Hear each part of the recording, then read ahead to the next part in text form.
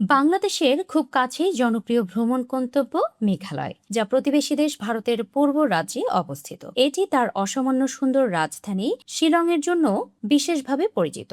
মেঘালয় পর্যটন স্থানটি তার সুন্দর পর্বতমালা, ভারী বৃষ্টিপাত, রোদেলা দিন, উচ্চ মালভূমি, দর্শনীয় জলপ্রপাত, নদী এবং আকর্ষণীয় সমভূমির জন্য বেশ বিখ্যাত। এই জায়গাটি তার অনন্য জায়গাগুলোর জন্য খুব জনপ্রিয়। এখানকার double decker living root bridge, Arwah গুহা, লালুং পার্কের মতো দারুণ সব জায়গা রয়েছে যা আপনি দেখতে পারেন।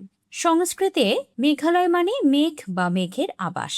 ভারতীয়দের পাশাপাশি বাংলাদেশিদের কাছে মেঘালয় জনপ্রিয় ভ্রমণ গন্তব্য। জানুন মেঘালয়ের কোথায় কোথায় বেড়াবেন। মাওসাওডং জলপ্রপাত, এখানে অবশ্য দেন্ডো জলপ্রপাত নামেও পরিচিত। মেঘালয়ের কম পরিচিত কিন্তু অত্যন্ত সুন্দর স্থান এটি। সোহরা জেলার উপকণ্ঠে মাওকামা গ্রামে অবস্থিত এই জলপ্রপাতটি অবশ্যই দর্শনীয় এবং সবচেয়ে ভালো দিক হলো এই জায়গায় পর্যটকদের ভিড় বেশ কম। আপনি যদি নিরিবিলি কোনো জায়গায় যেতে চান তাহলে আপনি এখানে একবার যেতে পারেন। মেঘালয়ে ঘুরে দেখার জন্য মাওলিংবনা গ্রাম অন্যতম সেরা অফবিট জায়গা। এই গ্রামটি পূর্ব খাসি এলাকার পার্বত্য জেলায় অবস্থিত। এই কথা জানলে হয়তো আপনার ভালো লাগবে যে এই জায়গাটি 200 মিলিয়ন বছরের পুরনো জীবাশ্মের জন্য বেশ পরিচিত। দারুণ সুন্দর বনাঞ্চলও রয়েছে এই গ্রামে। হুইসলিং গ্রাম নামেও বিখ্যাত এই কংথং গ্রাম মেঘালয়ের সবচেয়ে গোপন এবং রহস্যময় স্থানগুলোর মধ্যে একটি। পূর্ব খাসি পার্বত্য জেলায় অবস্থিত এই গ্রামটি শিলং থেকে প্রায় 60 কিলোমিটার দূরে অবস্থিত।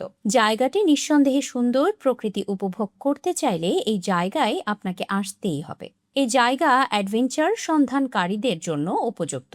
সোখমি সোহরা মালভূমির ঢালে অবস্থিত একটি খুব সুন্দর গ্রাম। আপনি যদি ট্রেকিং করতে যেতে চান তাহলে এই গ্রামটি তার জন্য বেশ বিখ্যাত। এই ট্রেলিং গুটামদান গ্রাম থেকে শুরু হয় এবং আপনাকে অসামান্য সুন্দর রুট দিয়ে প্রেসবিটারিয়ান চার্চ অবধি নিয়ে যায়।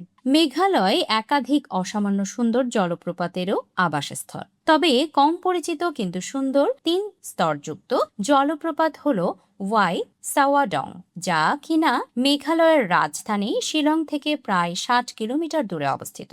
এটি ট্রেকারদের জন্য একটি উপযুক্ত জায়গা, যদিও এখানে আরোহণ করা বেশ ক্লান্তিকর। তবে একবার আপনি যদি শীর্ষে পৌঁছে যেতে পারেন তাহলে সেখান থেকে জলপ্রপাতের মনোমুগ্ধকর দৃশ্যের সাক্ষী হয়ে আপনার সমস্ত ক্লান্তি অবশ্যই দূর হয়ে যাবে।